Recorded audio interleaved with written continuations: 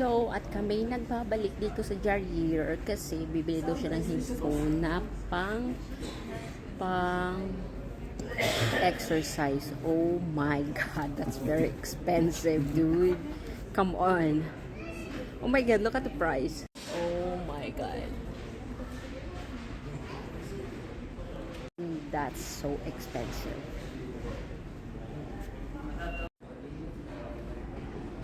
I'll use these for the You sure? taking a picture.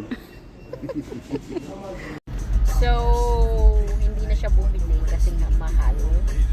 Nagmunga nga ako. Sabi ko, ang mahal naman yan, huwag mo nang bilhin yan. Iba na lang, pumili ka na lang, nawalan siya ng gana. So, sabi niya, halika na nga, bibili na lang natin yung gusto mo.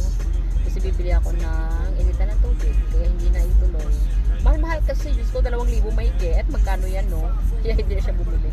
Tapos na-realize niya, at the end of the day, nasabi niya, oo nga, tama ka. Hindi na dapat ako bumili ng ganong kamahal kasi marami tayong priority na dapat unahin.